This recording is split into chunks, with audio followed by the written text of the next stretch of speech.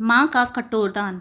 जब हम छोटे थे तब मम्मी रोटियां एक स्टील के कटोरदान में रखा करती थीं। रोटी रखने से पहले कटोरदान में एक कपड़ा बिछाती। वो कपड़ा भी उनकी पुरानी सूती साड़ी से फाड़ा हुआ होता था। वो कपड़ा गर्म रोटियों की भाप से गिरने वाले पानी को सोख लेता था, जैसे मम्मी की साड़ी का पल्लू सोख लेता है। हमारे माथे पे आया पसीना कभी धूप में छाँव बन जाता, कभी ठंड में कानों को गर्माहट दे जाता, कभी कपड़ा ना होता तो अखबार भी बिछा लेती थी मम्मी।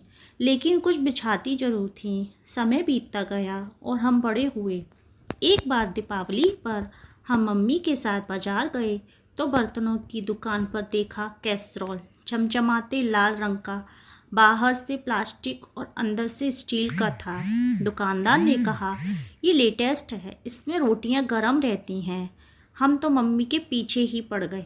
अब तो रोटियां इसी में रखी जाएंगी। मम्मी की कहाँ चलती थी हमारी ज़िद के आगे।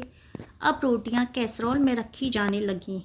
कटोरदान में अब पापड़ रखने लगी थी मम्मी। अगले महीने मम्मी की एक सहेली ने पापड़ मंगवा के दिए, पर वो तो बहुत बड़े थे तो कटोरदान में फिट ही नहीं हो पाए। इसलिए उन्हें एक बड़े से दूसरे डिब्बे में रखा गया।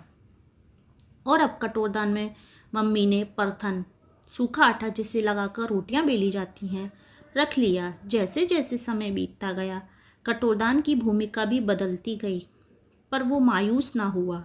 जैसा था वैसा ही रहा, बस ढलता गया नई भूमिकाओं में। कुछ और समय बीता, मेरी शादी हो गई और मैं एक नए शहर में आ गई। मम्मी ने मुझे बहुत सुंदर, कीमती और नई चीज़ें दी अपनी गृहस्थी को सजाने के लिए, पर मुझे हमेशा कुछ कमी लगती। एक बार जब गर्मी की छुट्टियों में मम्मी से मिलने गई तो मम्मी ने मुझे एक कैसरोल का सेट दिया। मैंने कहा, मुझे ये नहीं, वो कटोरदान चाहिए। मम्मी देखती रहीं और हंसती, उसका क्या करेगी, ये ले जा, लेटेस्ट है। मैंने कहा, हाँ ठीक है, पर वो भी। मम्मी मुस्कुरा दी और परथन निकाल कर कटोरदान धोने लगी। उसे अपनी साड़ी के पल्लू से सुखाया और उसमें पापड़ का एक पैकेट रखकर मेरे बैग में रख दिया। अब खुश मम्मी बोली। मैंने कहा, हाँ मैं उस कटोरदान को बहुत काम में लेती हूँ। सच कहूँ तो अकेलापन कुछ कम हुआ। कभी बेसन के लड्डू भर के रखती हूँ, कभी मठरी, कभी उसमें ढोकला बनाती हूँ, कभी सूजी का हलवा बनाती हूँ, कभी कभी पापड़ भी रखती हूँ। नित नई भूमिका में ढल जाता है मम्मी का ये कटोरदान।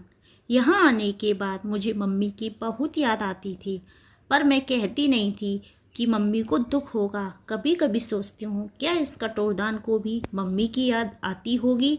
ये भी तो मेरी तरह मम्मी के हाथों को स्पर्श को तरसता होगा।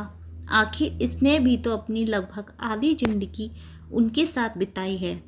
बस हम दोनों ऐसे ही अक्सर मम्मी को याद कर लेते हैं, एक दूसरे को छूकर मम्मी का प्यार महसूस कर लेते हैं। बस ऐसे ही एक दूसरे को सहारा दे देते हैं। मैं और मम्मी का कटोरदान। सच, माँ की कमी तो कोई पूरा नहीं कर सकता। इसलिए आज माँ हैं तो पल भर भी ना गंवाएं, बिना उसके साथ ज़िंदगी जी लो। अगर आपको ये अच्छा लगा हो तो कमेंट में ज़रूर बताइएगा। Thank you.